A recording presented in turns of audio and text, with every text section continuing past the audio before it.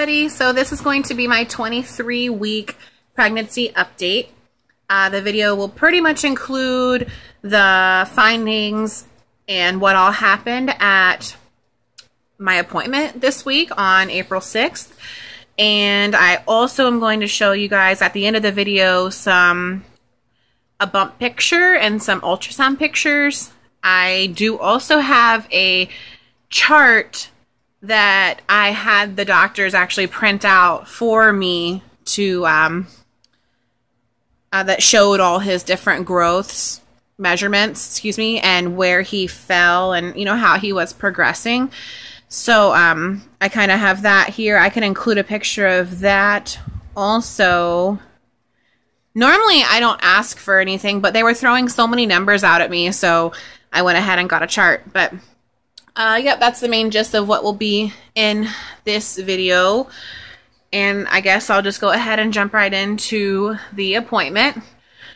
I went to an office that I normally don't go to. I actually traveled further. It was almost 2 hours to this one. Normally it's about an hour and a half. Oh no, almost an hour and a half, not quite. So this one was a lot further, and it was supposed to be a bigger office, and they were going to be able to do more and yada yada. And I guess the office that I normally go to couldn't do the fetal echo and the growth and a doctor's visit all in one day. So traveling up there one time, or I would have had to travel to the office I normally go to 2 times to get the same things done. So I was like, okay, you know, I'll go ahead and make the trip and go to your other location. My husband always comes with me to my appointments, but he wasn't able to make it to this one, so that was unfortunate. I really like having his support and all that good stuff. So, but I overall did not like that office. It was so big, and everyone was very unfriendly and not personable, and I was trying to make conversation with the different nurses and stuff that were taking me through the different, you know, parts of my appointment, and gosh, well, they weren't as bad as the ultrasound tech. She was beyond the worst one.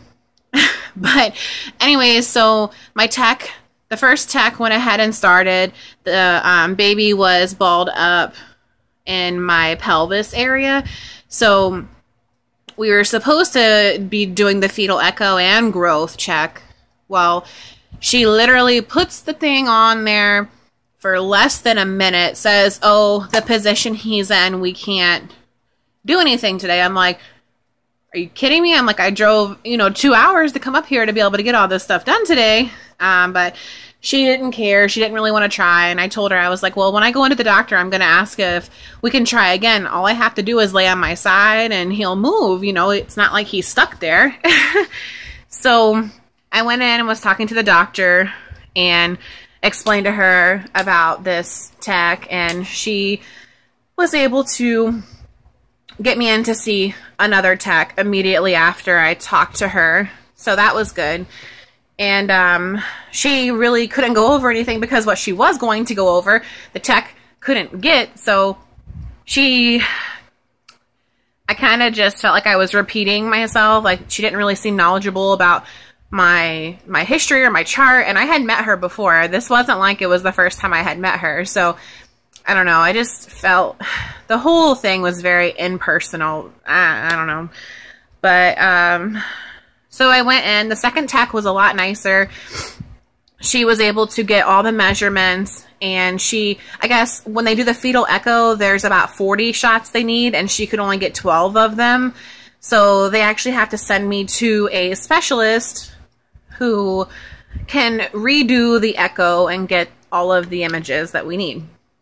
So I went back to the doctor, and she was, you know, going over my measurements, and he is growing steadily. So his growth hasn't stopped anywhere, which is good. Everything that was measuring behind before is still measuring just as far behind. So nothing has dramatically increased or decreased or whatever. They couldn't really get a good measurement of the stomach, but from the measurement she got, she said it looked like the stomach had actually the stomach measurement had actually improved, but I don't know how much faith I have in that because of, you know, where the baby was. So that was that. I had been reading about something called intrauterine growth restriction, abbreviated commonly as IUGR. And I asked her, you know, do I have IUGR? Is that why he's possibly small or yada yada? And she said, well, there's definite growth restriction, and that could be something that you have. And, you know, also with my bicornuate uterus and my 2-vessel cord, it could all be in combination with him being small. So they're just going to keep closely monitoring him every 2 weeks. Oh, this appointment was my very last cervix check. They were going to monitor my cervix up until I hit 24 weeks. I'll be 24 weeks on Saturday, so by the time my next appointment comes, I will be out of cervix checks. So my last one went well. It was still measuring nice and strong, so they don't think I will have a problem with incompetent cervix. So I guess that's my little bit of good news. Still really concerned about the nasal bone issue. She said again that she couldn't see it. Now, I don't know. I'm not an expert. Obviously, I don't have my degree in what these people do. But when I look at my ultrasound pictures, I can see, and I Google, you know, what it's supposed to look like, and I can see, you know, there's supposed to be 3 lines. There's the skin layer, the bone, nasal bone, which is below that, and then there's the nasal tip, which you're supposed to be able to see on the ultrasound. Well, I've looked at other pictures, and I feel like I see something below there. It might not be, I don't know. I don't think they can see as clearly abdominally on a person who has, you know, abdominal fat. I honestly believe that they must have a harder time seeing through things, but I'm kind of just hoping that they're missing it and all that, because it's a marker for Down syndrome. And with my negative Materna 21 results, I really wanted to just kind of, you know, focus on that and enjoy the pregnancy. And now they keep saying, oh, well, this nasal bone, and like bringing, you know, the chromosomal abnormality issue back up again. And I don't know, they really won't let me enjoy my pregnancy. I'm having a really hard time. I go to see these people every 2 weeks, and I feel like every time I go, they just bring me right back down. I mean, just doctors you think are supposed to, you know, I know I want to be told the risks and the statistical numbers and all that stuff, but gosh, they just act so heartless, and they act like they don't care about these things they're saying and talking negatively about the baby. They don't care how that's affecting me as I'm sitting there, you know, and I guess I'm just a number to them. But we're just having a really hard time with trying to accept the good results we get, but then they keep bringing up negativity that brings us back down. And I'm always on Google trying to figure out, like, if there's a, you know, a relation between the different things that he has, because like when they look at it, they say, oh, well, 1 in 84 chance on a quad screen. Okay, a no nasal bone baby. Although they told me they saw a nasal bone when I first started going there, now they don't. And then the 2-vessel cord, the single umbilical artery, they're saying like that has something to do with it. I researched that pretty thoroughly, and a single umbilical artery isn't directly related to Down syndrome at all. And it happens in 1% of babies. It's a fluke thing. It's actually more common if you have multiples. And I don't know, they look at things in such a black and white way, and I look at things and I'm trying to find an answer and look at the, you know, the logistics of it and all the different statistics and ratios and all that stuff, but I don't think they go into it that deep. I wish I could find a doctor who actually specialized in that part of it, but I don't know. So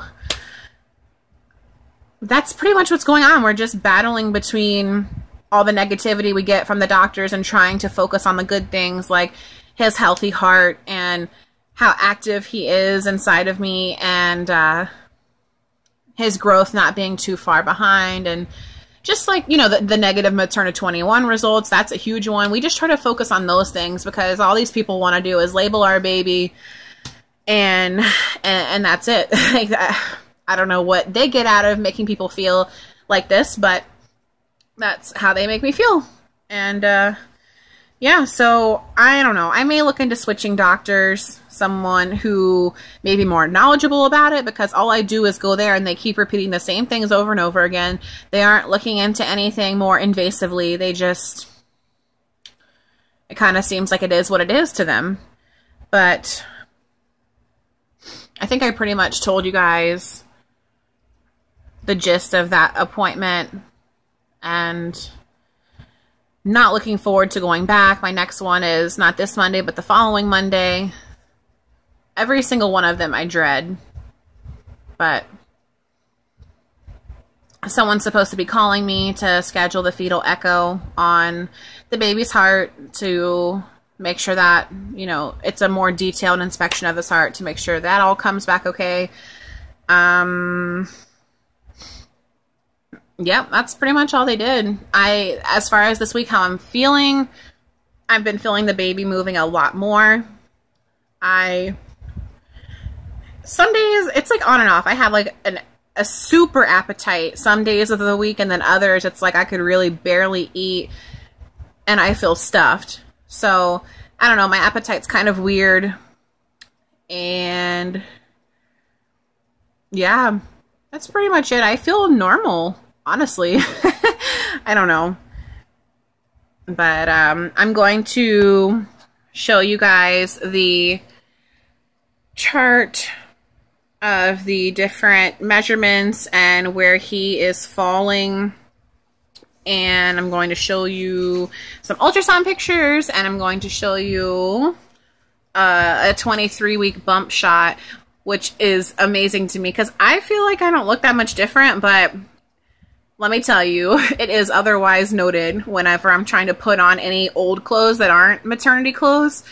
Yeah, not working. And then I compared, like, from when I first bought my maternity shirts, I had taken a picture in them, and I compared how I look now in one of them to back then, and it's like, wow. You don't realize it until you kind of compare the two, or whatever you want to call it. But oh, I also did a maternity photo shoot with my sister. My husband's actually a photographer, and he did the pictures for us, and it was really fun. I hope that he finishes them up sometime this week or next week, so I can post some in my next video and let you guys check those out. It was a lot of fun. We had these cute shirts that said "It's a Boy," and it had little blue feet on the belly. It was so adorable. But yeah, if you guys have any questions for me, please leave them below. And if anyone else is out there going through this right now, I could really use someone to talk to that can relate to all of this madness and this emotional roller coaster that these doctors are putting me under. You know, you go from trying to be happy for your miracle to them bringing you back down to getting negative results and being up a little bit again, and then they just bring you right back down. And also, is there anybody else out there who has had no nasal bone, or, you know, the nasal bone issue or the single umbilical artery? If so, how did that affect you and your pregnancy? I search YouTube constantly trying to find people with similar stories because I want to follow their journeys and see how their pregnancies turned out at the end. But, yeah. So, if so, any of those, comment below, and I will see you guys in another week or two. And stay tuned for the images posted after the video. Bye, guys.